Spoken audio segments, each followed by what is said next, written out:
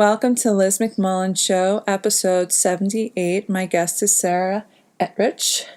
And you primarily write fantasy, or like what genres do you tend to write in? I'd say fantasy is my primary one, and then there's mystery and science fiction. Mm-hmm. And what does Friends Torn Apart come under? Epic fantasy.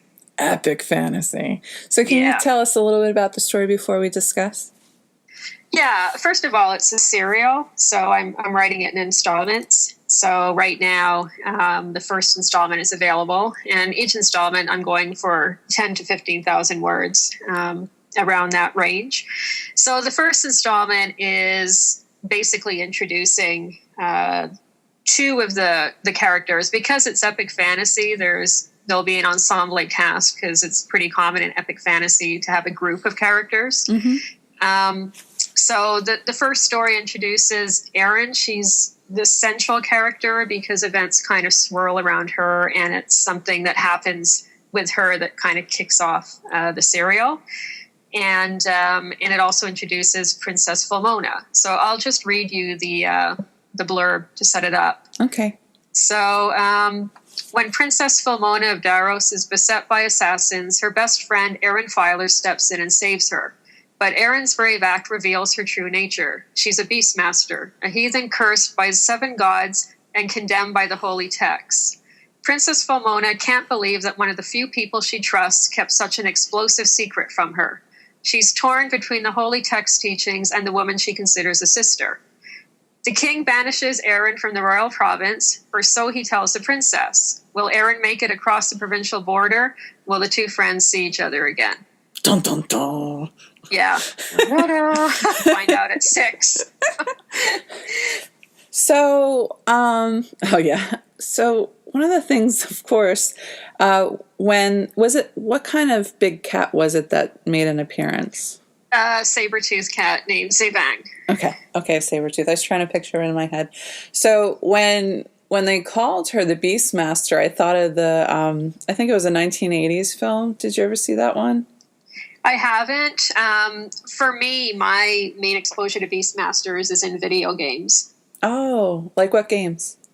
And a lot of role-playing games have them. Mm-hmm. So one I can think of is Guild Wars. And also in a lot of games, there's a concept of summoning, summoning beings from other planes. For example, mm-hmm. The Elder Scrolls games, you can summon, I think they're called Daedra, from the planes of Oblivion. Yeah, so that's sort of where I've mainly heard of them. Well, with me, when I was a kid, my brother was really into Dungeons and Dragons. Yeah. So I would kind of fade into the background because he's almost 5 years older than me. And, he's really good. The joke was don't ever play a game with dice with him because he always wins. And they're funny dice with Dungeons and Dragons. Oh, yeah. They're really groovy. They're complex. Yeah, I got a set right behind me on my bookshelf. Green dice. Wow, that's so rad. One of the things that I wanted to talk to you about, and actually relates to gaming, is world building. Yes. And one of the big challenges of writing fantasy or sci-fi futuristic stuff is building that world. And I'd like to know a little bit about how you do so and what your writing process is for that. Okay. I actually think in every type of story there's some world building. Even, stories that are set in the real world, because part of world building, I think, is, introducing characters and sort of the context and the setting. But for sure, in science fiction and fantasy, it goes a lot further than that. So for me, up front, I basically build the world as I go. Not completely. I try to figure out some stuff up front, but to a large extent, I build it as I go, because one of my philosophies with world building is just to tell the reader what they need to know and not provide a whole bunch of extraneous stuff that they don't need to know. And that's my preference as a reader as well. When I read sci-fi and fantasy, I don't want a whole bunch of details that I don't need to understand the story. So, for example, I don't need to know how the economy works and, how people make their clothes and all this stuff if it's going to be totally irrelevant to the story. So when I start out, I just try to get down the basic rules, if I can say that, limitations and worldviews. I'm always interested in the worldviews of the people that the characters that are going to be in the story, what I'm going to need basically to tell the story. And then other stuff comes later, like when you'll get to a scene and you'll be like, okay, perhaps I need to really think through this sort of thing. But I try to get the basic rules down in the beginning. And my writing process is essentially to just wing it. Mm-hmm. So you're not a planner? No, I'll sometimes think a little bit about the characters' backgrounds, and I usually need to have a really good idea of what the first scene will be and a rough idea of the ending, though often by the time I get there, it's completely changed. Mm-hmm. And I need some, plot points in between, but that's essentially all I need to get going. I sometimes outline when I'm in the middle of a story, because at some point the dam breaks, and you've got so many scenes flying through your head for the future that, my head just, I can't focus on the scene I'm writing because there's just so much other stuff going on in my head. So sometimes at that point I'll stop and I'll just take an hour or two to just outline the rest of the story or, scribble down notes and then keep going. But usually I don't outline up front.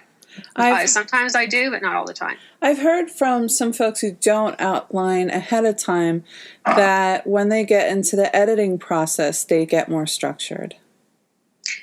That's not true for me. I know some people do, but for me, I know some writers, when they're writing the first draft, they just say, I'm just going to write and I'm not going to edit. And, it's going to be crap or whatever. I'll just do it. And I've tried to do that, but it doesn't work for me. So as I'm writing, I'm also working out the story and I'm solving any structural problems. So usually for me, writing the first draft is the most intensive and time-consuming phase. And by the time I get to the end of the first draft, I still have editing to do, but all the story problems and all the story structure is already there. How long does it generally take you to work on a project? Depends on the length. I would say I'm not the fastest writer. Like for me, a good day is 1,000 words. Mm-hmm. And beyond that, I'm doing really well. And some days I don't hit it, and I don't write every day. So I'd say for a novel length project, from the time I open the blank Word file to the time that I send it to my editor, let's say, it's usually 6 to 8 months. Mm-hmm. So for something like a Deros Chronicles installment, it's probably about 6 weeks. Okay. So when you're writing beings, like the beings that can be summoned, what kind of details, what senses do you tend to lean on when you're writing? Like to bring to life something that the reader wouldn't have seen or, wouldn't have been familiar with? Generally, if it's something that the reader has not seen, that's rare for me because I tend not to go really fantastical. Mm-hmm. Like in the case of, for example, what Aaron would summon, they're all creatures from our real world, albeit extinct. Mm-hmm. So most people know what a saber-toothed cat looks like. Mm-hmm. Most people know what a mammoth looks like. So essentially, I don't do one thing about my work is I don't do a lot of description. Okay. Because I like to leave a lot up to the reader's imagination. And I can't really think of anything off the top of my head that I've introduced that somebody would not have seen or would have no idea what it looks like. Mm-hmm. Maybe a reader will come along and go, no, you did this, but I can't think of anything. Or at least wouldn't have some idea based on a real world mm-hmm. object of what it might look like that they couldn't build a picture in their mind. Are there particular periods of time that you're interested in? Like you have these extinct folks, so you would go to like a natural history museum to check things out. Like, do you find yourself very interested in history?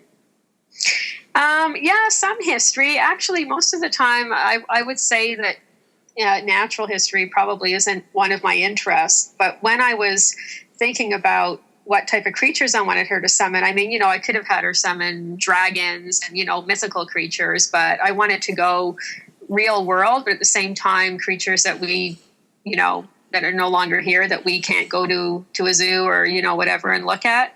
So that's why I chose to do extinct animals from our own world.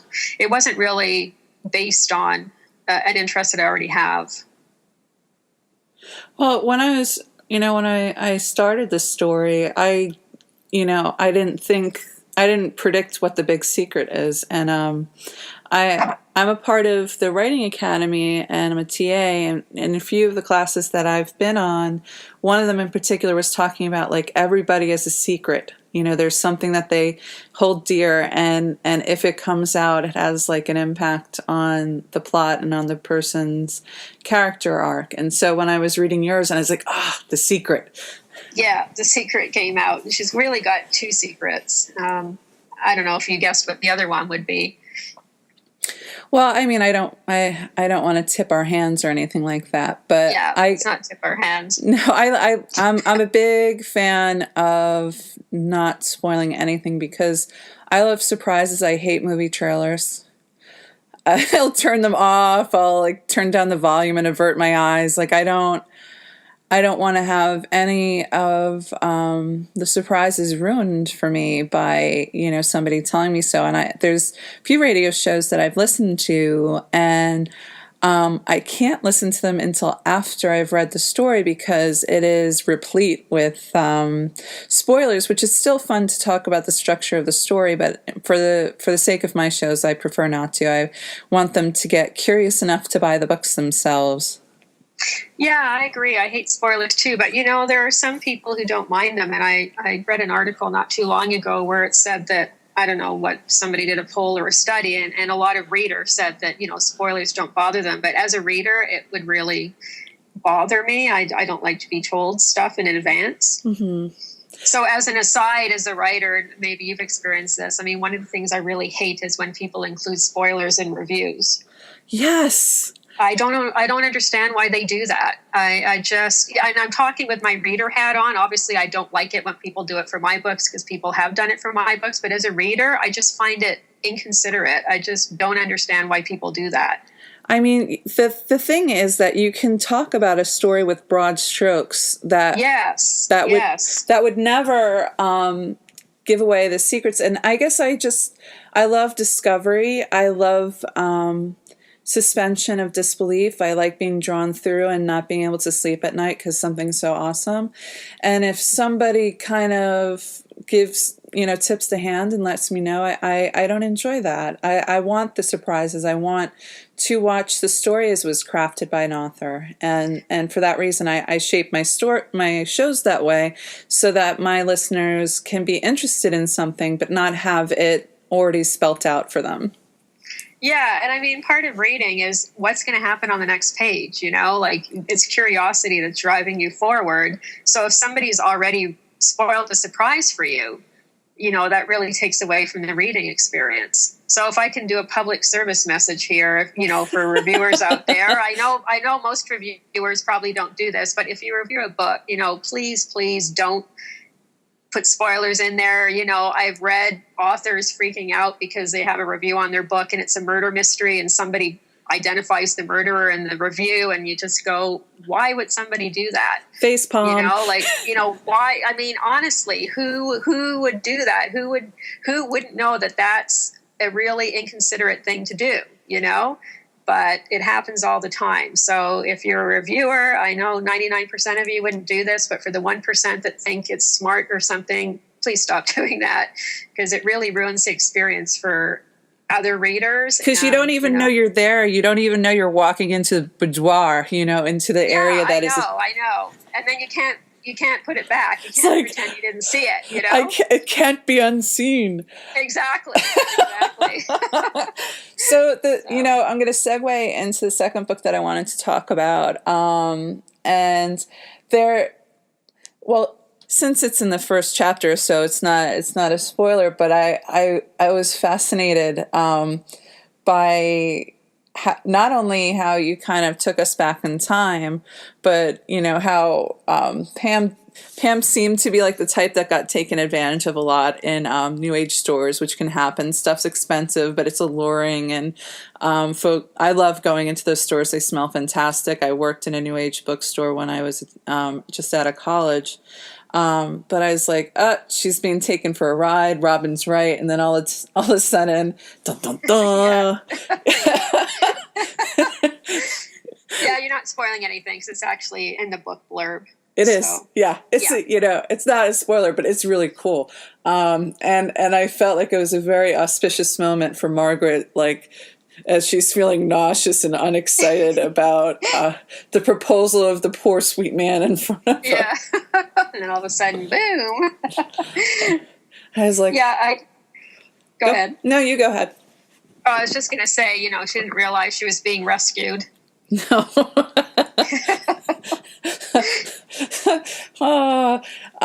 Can you give a little bit, a little context for Threaded Through Time?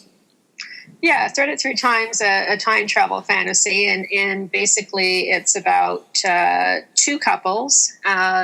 There's two roommates in the present day, Pam and Robin. Robin's a lesbian, Pam's straight. And then in 1910, there's Margaret and Jasper. And at the beginning of the book, anyway, they're both straight, and Jasper's proposing to Margaret. And then Pam accidentally, and you alluded to it, using something she gets in a New Age store, accidentally sucks Jasper and Margaret into the present. And she falls in love with Jasper, and Margaret, who's from 1910, falls in love with Robin. And I'm not ruining anything here. That's in the blurb too. It's not so much who falls in love with who, it's how it happens. And, that's the fun part, and what happens after that. So it's essentially two time-crossed couples that are, thrown into the mix. Which is actually fascinating. It reminds me of this book. I'm not going to remember the author, but it was called Elective Affinity. And it was a historical, I believe, in the 19th century, 1800s. And there were two couples that were at an estate, and it turns out that they wanted to cross lovers. Oh my! Because, well, not in a swinging way, but in an elective affinity, meaning directly that they were drawn to the person that they were meant to be with, or drawn to the person that they're falling in love with. And so just seeing like the kind of swap that goes on is pretty rad. Yeah. Yeah, and that's essentially what happens. I mean, the engaged couple, they both end up falling for other people. So there's they have two problems. First of all, there's that, and then there's the fact that there are two people that are in the wrong time. So I actually wrote it as two parts. So there's Threaded Through Time, book 1 and book 2. And in the first book, I mean, it's all about how do they get Jasper and Margaret back to 1910, but at the same time, they don't want to. There's a conflict there. So. Well, that's the thing that makes books worth it. It's that that gray area, that in between, that something other than the ordinary. I always, whenever I read a historical, like I was considering writing one, but I'm not sure I could carry it off. But you always have that context of women folk need to get married off. Right. And a lot of the women are ambivalent about getting married, or resentful, because in a lot of senses it's a property transaction, not the woman as chattel part, but the, I'm going to give you the dowry, and, you're going to give me a son that I'm going to be able to pass things through. And the notion of virginity and the importance of it is really about heredity and passing down money more so than, morality. And so whenever you write in that context, it's so often that I'm not in love with this man, Yeah, and you'll see some of that in Friends Torn Apart too, because Princess Philomena, being royalty, is actually, doesn't have a choice of who she marries. she knows she has to marry for political reasons, and that will also cause a conflict in that story. But on that subject with marriage and wives being property and chattel, that's why I don't call my partner my wife, even though we're married, because the word wife to us just has other, it's got a bad historical meaning to it.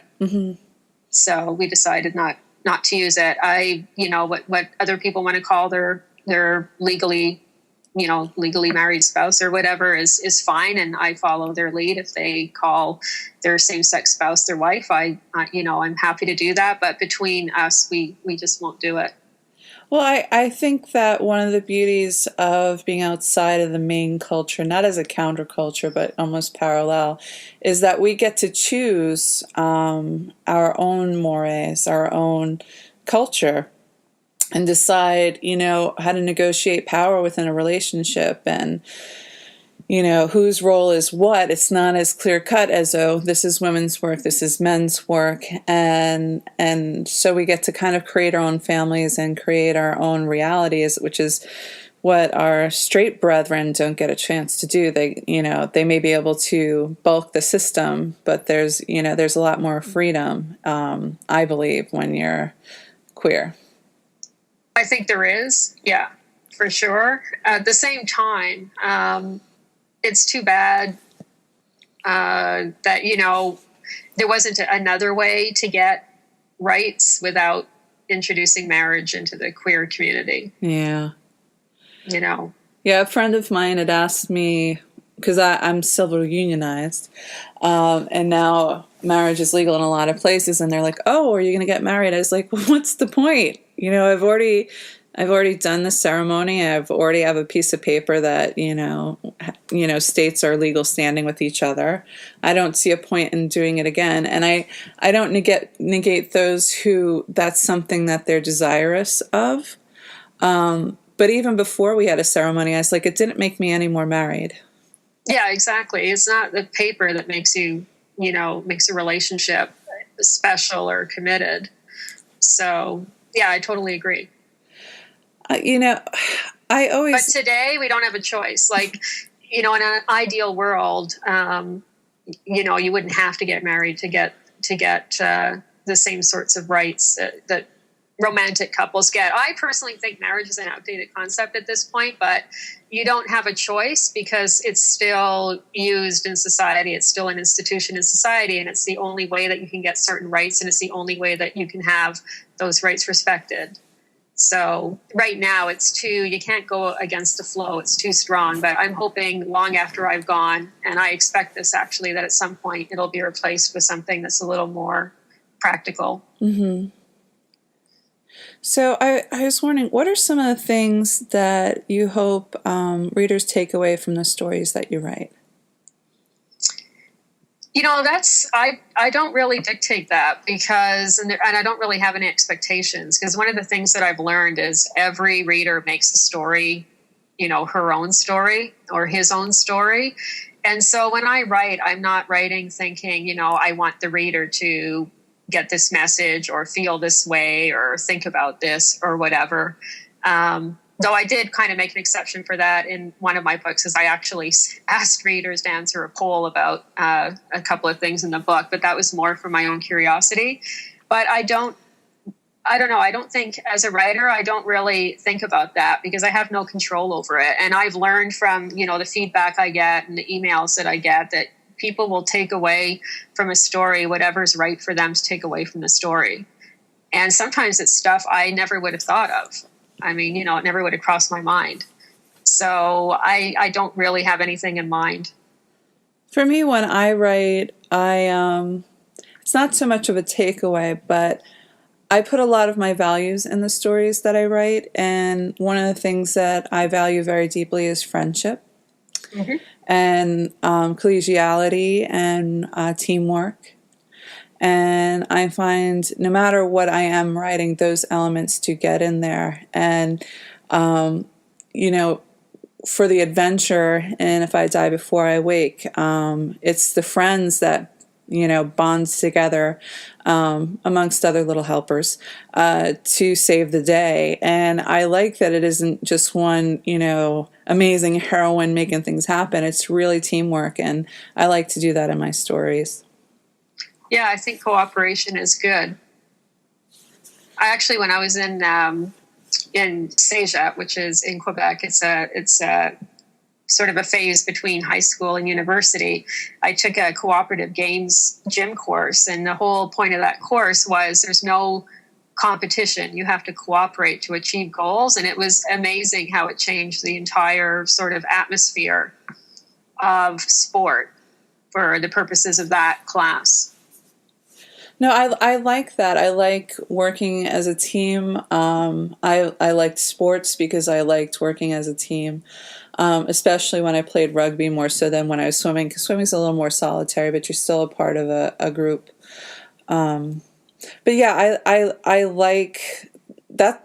I guess even though the book is paranormal horror and there are things in there that would be paranormal horror and freak people out, I think the thing that's a saving grace that gives it some crossover value is the friendships that are in there, and I find that's what I'm attracted to. I like to see how people are bonded. Like I like to see how Fee and Erin were bonded, and their interactions and their particular characters. So I did enjoy that. And for the listeners out there who have yet to read Threaded Through Time or Friends Torn Apart, we have a most excellent giveaway.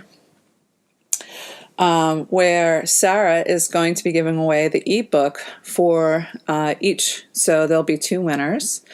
And in order to win the book, you'll have to leave a comment after listening to this episode on my website. But yeah, they're both really interesting reads. And I love when authors break the mold and tell stories that are not a regurgitation of very formulaic stories, and I really like that about your writing. Oh, thanks. I appreciate that. Yay. Yay. I love cheering. I love laughing. It's all a part of the game. Can't take any, I can so often go into the political sometimes when I'm doing my shows, but that's the beauty of me being able to control content. But at the same time, I like to do deep thinking as well as playful thinking, and I believe that in this very short time we've spent together that we've been able to do both. Yeah, I think it's been great. So I appreciate you asking me onto your show. I'm so happy to have you on my show. I loved your material, and readers out there, go on and pick it up if you can and leave a comment for a chance to win some free reads. Thank you again for coming on the show. Yeah, it was my pleasure. Thanks for having me.